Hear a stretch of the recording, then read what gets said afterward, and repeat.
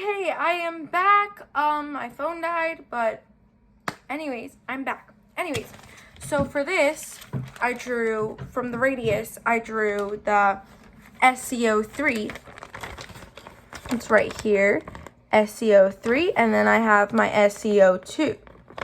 Okay, so for SCO3 over here, it has no lone pairs of electrons. So because of that, it stays at 120 because it's just AX3. Like, yeah. But this one, we add a lone pair of electrons, which makes the bond angles again go like pew! So it has to be less than 120, which is like around like 119, 118, like between there. So because you add the extra lone pair of electron, it increases more repulsion and moves it down. That's basically like the big idea of that. Okay, so number 8. Ooh, I like drawing alloys. I guess I really do like everything. I'm not gonna lie. So anyways, the two different types of alloys are the substitutional alloy, which is kind of in the name. It's basically just the ones with the same radius. So when they do a diagram, it would be different colors. So let me just draw mine really quick. I have to add a little pizzazz with my pink highlighter.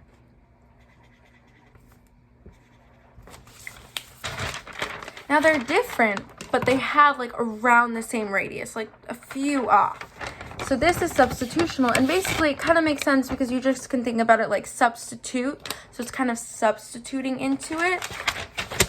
And it's just like a little stiffer. It's not like completely like, but it's like a little bit more like stiffer. That's honestly the best word I can think of. But next type of alloy is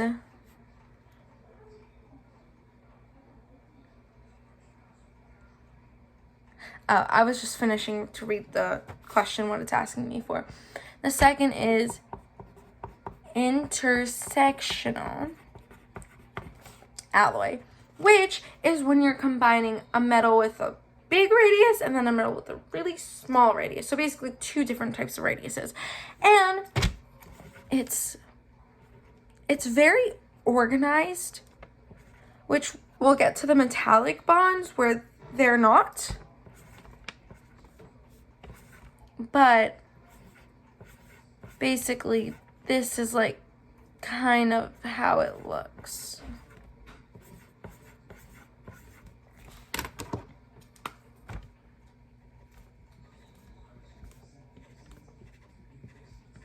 This is basically how it looks. See the little small ones? They're in different colors because I like to be pretty. And now I have to explain no. Wait. How the periodic table can tell the difference between the two. So basically, the periodic table, well, if it's in the same period, then it's kind of, oh, I remember. Basically, in the periodic table, if the metals are in the same period and kind of close to each other, like Ni, I don't know if you can see that, like Ni and Cu, they're in the same period, so they're close to each other, and obviously they're going to have very similar radiuses because they're right next to each other. So if they're in the same period, then it's obviously substitutional. I don't know why it took that long to figure that out. But next, okay. List 3 isoelectronic ions, rank them based on size and ionization energy, and explain how I ranked them both. Okay, now let me pick my favorite 3. Let me just go to my periodic table. I want to do N3 minus O, 2 minus, and F minus.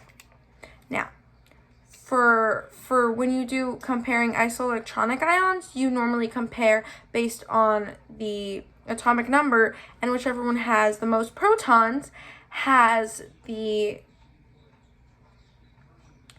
So let me just think about it. It's basically logic, because if it has more, they all have the same electrons, but whichever one has the most protons has more positive, thus a stronger pull towards the nucleus.